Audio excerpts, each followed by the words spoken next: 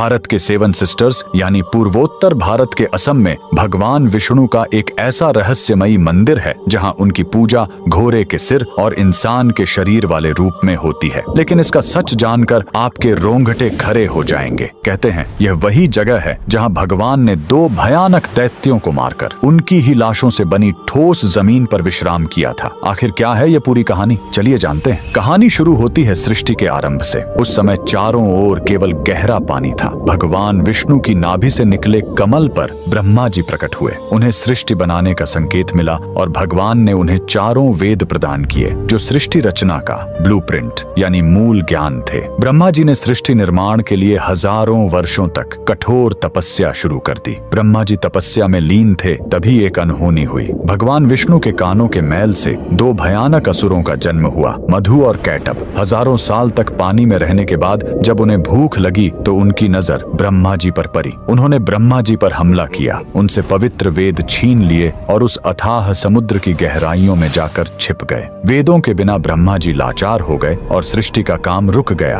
ब्रह्मा जी घबराकर विष्णु जी की शरण में गए, लेकिन समस्या बहुत बड़ी थी। मधु और कैटभ ने तपस्या करके देवी महाशक्ति से इच्छा मृत्यु का वरदान पा लिया था, यानी वे अपनी मर्जी के बिना मर नहीं सकते थे। तब वेदों को वापस लाने के लिए विष्णु जी ने हयग्रीव अवतार लिया। उन्होंने घोड़े का सिर इसलिए चुना ताकि उसकी तीक्ष्ण बुद्धि और सूंघने की शक्ति से वे समुद्र के उस घने अंधेरे में भी वेदों को खोज सके। भगवान हयग्रीव पानी के भीतर गए और असुरों से हजारों साल तक युद्ध किया, लेकिन वरदान के कारण वे मर ही नहीं रहे थे। अंत में भगवान ने अपनी माया से उन्हें मोहित किया और पूछा कि तुम्हारी मृत्यु कैसे होगी। असुरों ने अहंकार में शर्त रखी, हमें वहां मारो जहां पानी न हो, एकदम सूखी जगह। पूरी दुनिया में तो पानी ही पानी था। तब भगवान ने अपना विराट रूप धारण किया, अपनी विशाल जांघों को पानी से ऊपर उठाया और कहा, मेरी जांघें सूखी हैं, और वहीं उन दोनों का वध कर दिया। मरने के बाद उन विशालकाय दैत्यों के शरीर से जो भारी मेद यानी चर्बी निकली वो जम गई और उसी से यह ठोस धरती बनी। इसीलिए पृथ्वी को मेदिनी कहते हैं। युद्ध के बाद थके हुए भगवान हयग्रीव ने इसी नई बनी जमीन पर असम के मणिकूट पर्वत पर विश्राम किया। उन्होंने वेद ब्रह्मा जी को लौटाए और ज्ञान की पुनः स्थापना की। इसीलिए हयग्रीव भगवान को आज भी बुद्धि और तर्क का देवता माना जाता है। कमेंट में जय श्री हरि जरूर लिखें।